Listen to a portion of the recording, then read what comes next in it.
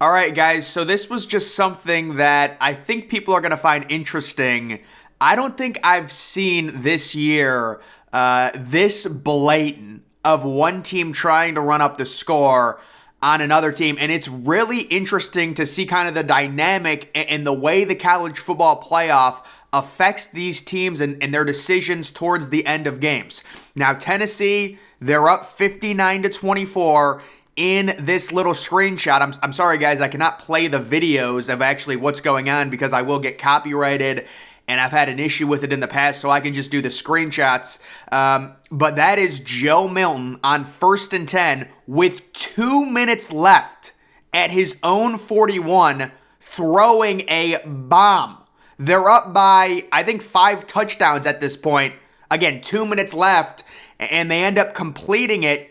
You can see the next screen cap. They complete the pass down to the 1 yard line. So they're at the 1 yard line with a 1st and goal. Joe Milton is in the game. This is not Hendon Hooker, but it is interesting. You can see right there, 1st and goal, 1:44 left. They're up by 40 points at this point, right? You could very easily knee this and win the game. You know, people talk about running up the score, things like that, but this is legitimate, blatant. Tennessee, they know, guys, think about the situation for Tennessee. They don't have another big game for their resume. Georgia is going to the SEC championship. They have 0 chance of making it because Georgia has the head-to-head loss. Even if Georgia somehow loses to Mississippi State, they still have the head-to-head over Tennessee. So Tennessee is saying, we need to win these last 3 games and do it and beat the spread and win them convincingly, score 50, 60 points, make the deficit so big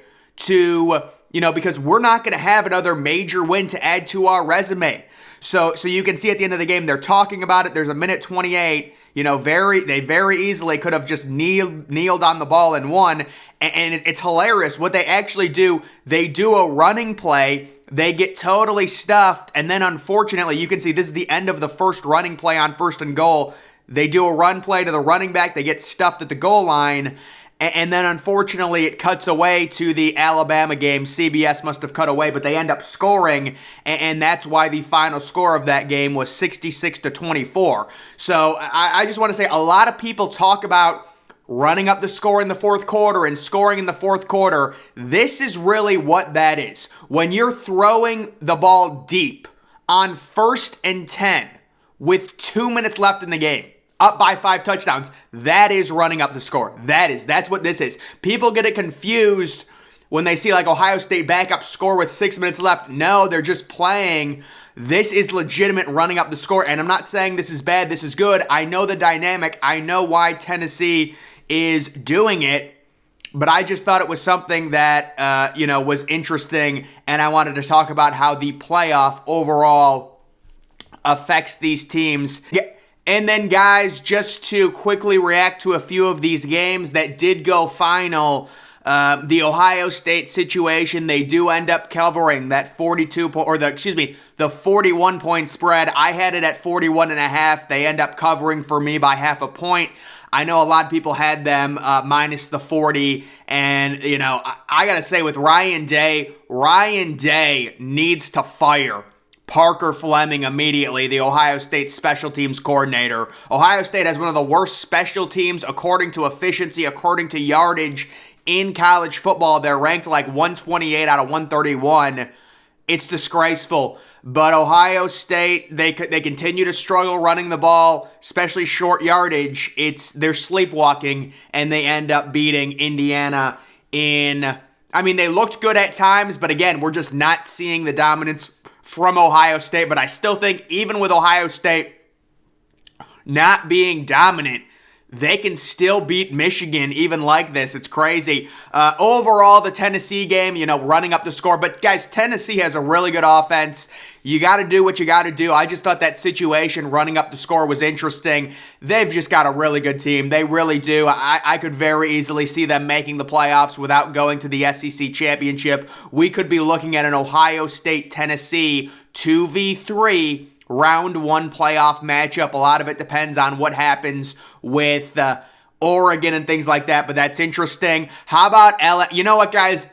I'm going to talk about this with my instant reaction and things like that, and I'm probably going to do the instant reaction a little bit earlier because there is not a good situation going on. So I'm going to have to do it earlier, maybe at like the halftime of the 7:30 games. But LSU, for me, it's simple. LSU is not in the market where they need style points. They just have to win. And they got totally bailed out with no KJ Jefferson, I know. But seriously, LSU, the style points for a team like LSU doesn't matter. Is LSU the 7th best team in the country? No. But again, if you finish 9-3, you can use that as a recruiting tool, Brian Kelly, or maybe even 10-3 because you lose to Georgia. Yeah, so they might actually finish. They're going to finish 10-2 and then they'll lose to Georgia, I think, and they'll be 10-3. The Notre Dame Navy game. So here's something. We've got good news and we've got bad news. I correctly predicted the exact deficit. I said Notre Dame would win by 3. The issue is I had this game at 17-14. Guys, Notre Dame scored 35 points in the first half and then 0 in the second half, which is what I expected. I don't know how Notre Dame scored so many early in this game. It's almost impossible to score 35 points on a triple option offense because they like eating the ball. But that is something that I did find unique. Guys, I'm going to forget this. I have to say, Brendan Armstrong, the Virginia quarterback, threw back-to-back pick sixes on the first 2 plays of the game. Virginia got the ball. It was a touchback. So there's 15 minutes left in the first quarter. He throws a pick 6. There's 14 minutes, 54 seconds left in the first quarter. It's another touchback. They're down 7-0. He throws another pick 6. Pittsburgh was up 14-0 with 14 minutes and 46 seconds left. And Pittsburgh scores 28 points in the first quarter of that game. And I think the under still hit. Purdue beat Illinois.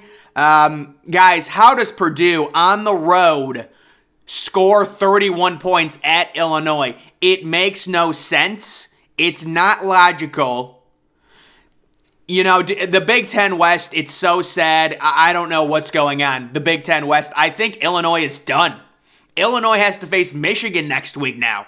And I think it's a situation, maybe Purdue makes the Big Ten championship, but that's just speculation. I don't know. I'd have to see all the tiebreakers. Genuinely, I have no clue what is going on with the West because I don't know how the tiebreakers work because there's about 5 teams right now that are clumped up. And then the Kentucky game, just inexcusable by me. I just got to stop doing that. And the thing is with the NFL, it's so dumb. Like, you look at Will Levis and you look at how he's doing. Honestly, I don't even think Will Levis could go out and throw 30 interceptions and someone will still draft him in the first round because they like his skill set. So it doesn't even matter. But yeah, Kentucky, that is, you know what? That's disgusting by the playoff committee. That is disgusting that they went against everyone. They gave the SEC team a favorable rating, and then that SEC team that they believed in gets crushed, but there's no accountability to the committee. There's no ESPN never asked the committee, hey, maybe you shouldn't have ranked Kentucky. Do you think that was a little stupid? Nobody had Kentucky ranked. And then they're going to say, oh, but you had Liberty ranked and Liberty loses to UConn. Guys, I called the UConn upset over Liberty. I said it all week that UConn was going to win that game. But that is the official college football situation right now. And we've got UCF. This is, and see, I told people UCF was better than Tulane. Tulane was favored. It was so stupid. I'm not going to take a victory lap because people could be watching this video and Tulane could be coming back. But UCF right now, 24-7. I totally called it. And we've got some other games going on right now. I don't want to really talk about them. But I think the storyline, the noon storyline right now, LSU, they're not a top 10 team. They're not even close. I mean, listen, guys. We're talking about the bottom of the barrel here. They got their win. They won by 3 points against the backup quarterback. And how bad is Arkansas's run defense and LSU can't do anything? I said to take the under because of the weather. and these two teams just can't generate a thing.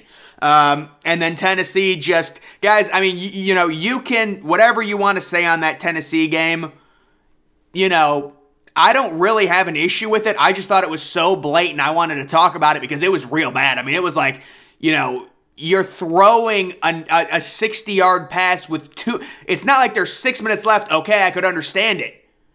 If there's 2 minutes left, that is a bit ridiculous in my opinion. But either way, they end up doing it, and they totally run up the score on Missouri. So, guys, that is the college football situation. I just wanted to talk about it here midday. I will be doing my instant reaction like every week. That'll come tonight at some point.